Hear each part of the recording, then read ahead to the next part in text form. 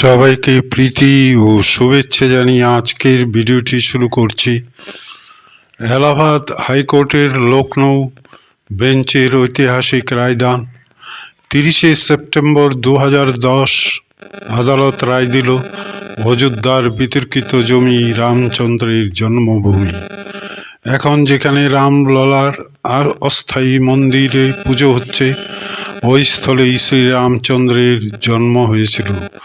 ওই জমির উপর সুন্নি সেন্ট্রাল ওয়াকফ বোর্ডের দাবি খারিজ করে দিয়েছে বিচারপতি SU খান, বিচারপতি সুধীর অগ্রওয়াল, বিচারপতি DB শর্মার ডিভিশন বেঞ্চ। এখন যেখানে রামলালার পূজা হচ্ছে, সেখান হতে মূর্তি সরানো যাবে না। যে জমিতে বাবরি ধাঁচা ছিল, তা রামলালা বিরাজমানীকেই দিতে হবে। নির্মোহী আঁকড়া পাবে বাবরি ধাঁচার বাইরে রাম চবুতরা, সীতা রসোই ও ভান্ডার বলে কথিত জমি। বাকি 1/3 পাবে সুন্নি ওয়াকফ বোর্ড। হিন্দু মন্দির ভেঙেই তৈরি হয়েছিল বাবরি ধাঁচা, তাই আদালত সুন্নি ওয়াকফ বোর্ডের দাবি খারিজ করে দেন।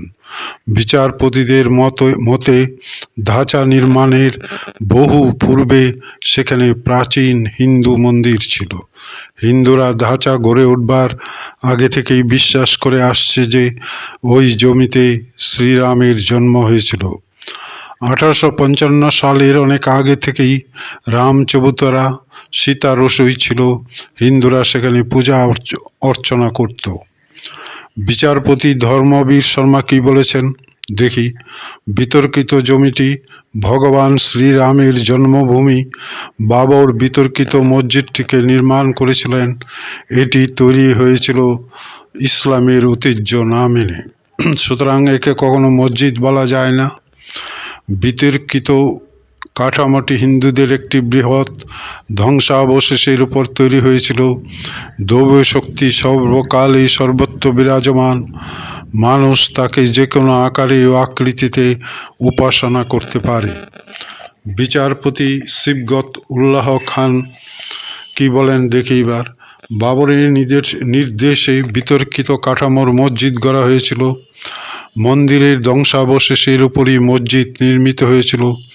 এমনকি মসজিদের নির্মাণ মন্দিরের ধ্বংসাবশেষের অংশ কাজে লাগানো হয়েছিল। বিতর্কিত জমিটি রাম জন্মভূমির। বিবাদবান 3 পক্ষেই জমির 1/3 করে পাবে। বিচারপতি সুধীর অগ্রওয়াল এটা ঘোষিত যে গম্বুজাকৃতি কাঠামোর মধ্যেই ভগবান রামের জন্মস্থান। মুসলমানরা ওই কাঠামোকে মসজিদ হিসাবে বললেও ওটি অ-ইসলামিক কাঠামো, অর্থাৎ বাবরি মসজিদ হয়েছিল হিন্দু মন্দির ভেঙেই। গম্বুজের নিচের অংশে জমির মালিকানা নিয়ে সুন্নি ওয়াকফ বোর্ডের দাবি খারিজ করা হলো।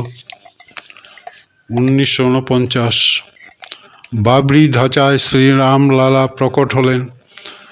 কেন্দ্রের নির্দেশে ধাঁচায় তলা জমি রিসিভারের হাতে চলে এলো। পূজা রেলিং দিয়ে ঘিরে দেওয়া হলো। পূজার অনুমতি দেওয়া হলো। একজন পুরোহিত পূজা দিতে পারতেন। 1950 রামলালার পুজোর অধিকারের জন্য আদালতে আবেদন গোপাল সিং বিশারদের। এই আবেদন পরমহংস রামচন্দ্র দাসেরও। 1950 সালে তালা খোলার জন্য কোর্টে আবেদন করলেন উমেশ চন্দ্র পাণ্ডের। 1959 জমি চেয়ে আদালতে নির্মোহী আঁকড়া। 1961 উত্তরপ্রদেশের সুন্নি ওয়াকফ বোর্ডের পাল্টা আবেদন। 1964 সবকটি মামলা একত্রিত। 1971 এলাহাবাদ হাইকোর্টের মামলা, নতুন রিসিভারের নিয়োগে বাধা। 1984 রাম মন্দির আন্দোলন শুরু।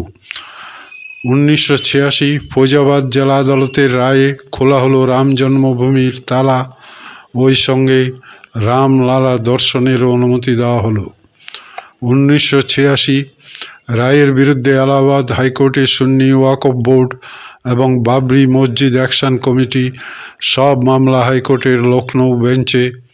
1989 রাম মন্দিরের শিলান্যাস। 1989 রাম জন্মভূমি পরিসরের মালিক শ্রী রামলালা বিরাজমান তাকে জমি ফেরত দেওয়ার আর্জি পেশ আদালতে।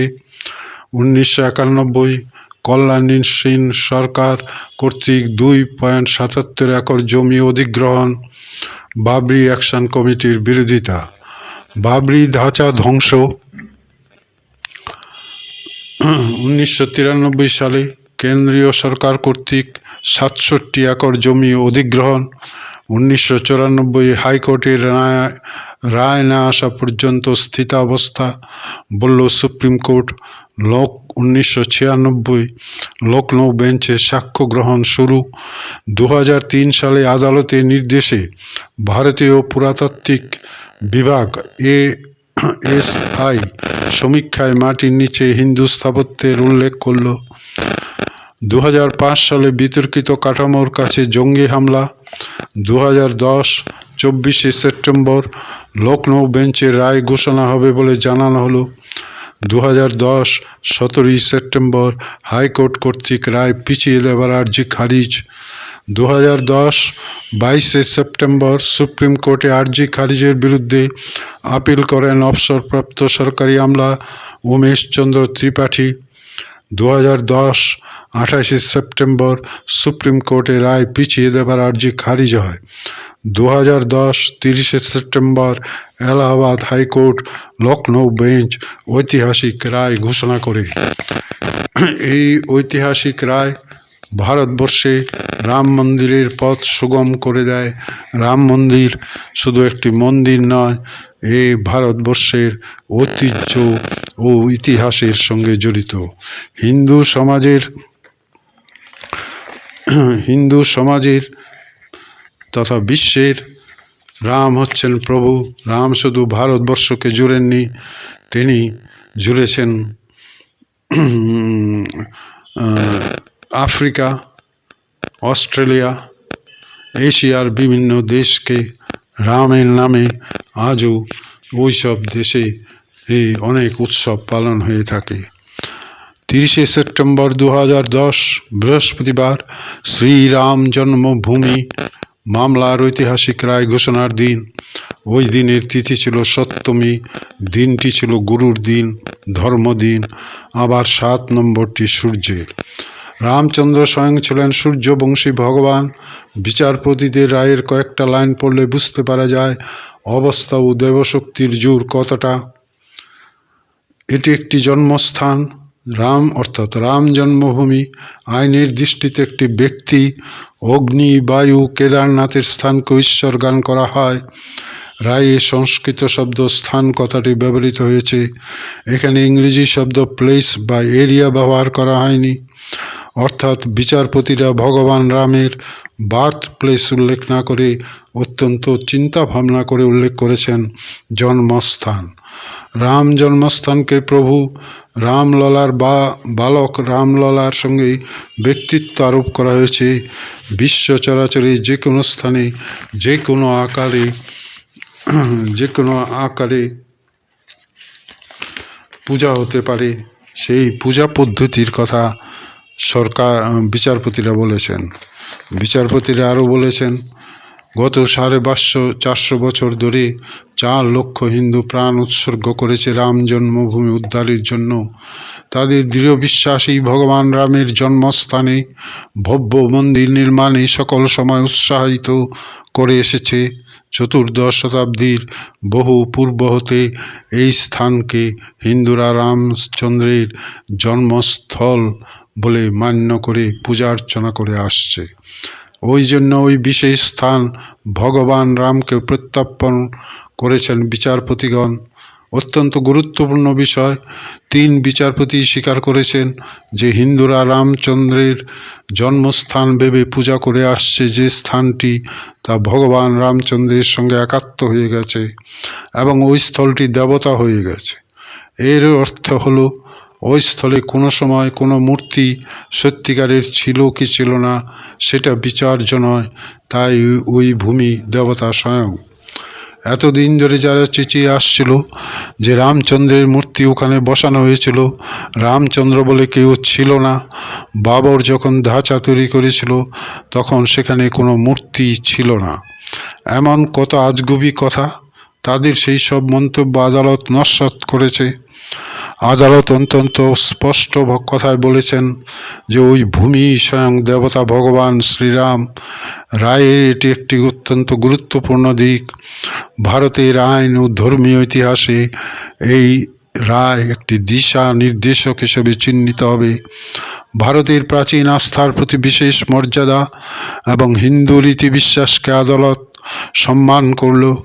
আর হিন্দুদের কোনো পূজার স্থান হলে সেখানে কোনো মূর্তি থাকুক বা না থাকুক তা হিন্দুদের অধিকারে থাকবে, আদালত মেনে নিয়েছে। 3 বিচারপতি বিশেষ জুরির সঙ্গে বলেছেন যে ওই স্থানে ভগবান রামচন্দ্রের মূর্তির পূজা যেমন চলছে তেমনি চলবে, কোনোভাবেই মূর্তি সরানো এবং পূজায় বাধা দেওয়া চলবে না। এই সঙ্গে সুন্নি ওয়াকফ বোর্ডের দাবি খারিজ করে দিয়েছেন বিচারপতিগণ। অতএব যারা এসি ঘরে থাকেন, যারা এসি গাড়িতে যাতায়াত করেন, তারা হিন্দুদের আস্থা নিয়ে টিপ্পনী কাটা হতে বিরত থাকুন, কারণ মহামান্য আদালত আস্থাকে বিশেষ মর্যাদা দিয়েছেন।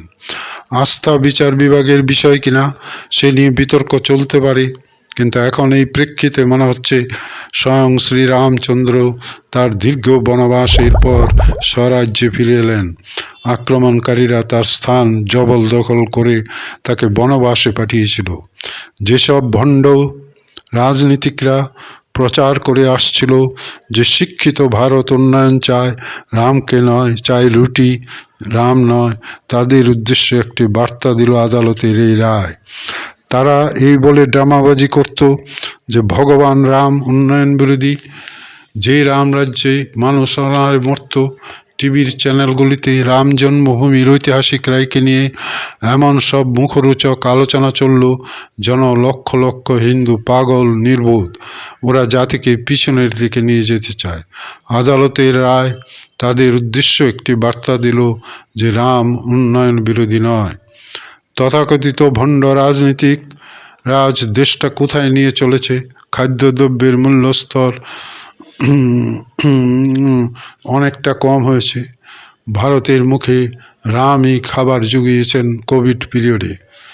এই সকল এখন বিশ্বের সকল হিন্দুদের গণতান্ত্রিকভাবে রামলালা এবং তার জন্মস্থান বিষয়ের পিছনে দাঁড়িয়েছেন। মন্দির তৈরি হচ্ছে, 22শে জানুয়ারি মন্দির তৈরি হবে। এটা এক ভারতবর্ষের গৌরবময় অধ্যায়।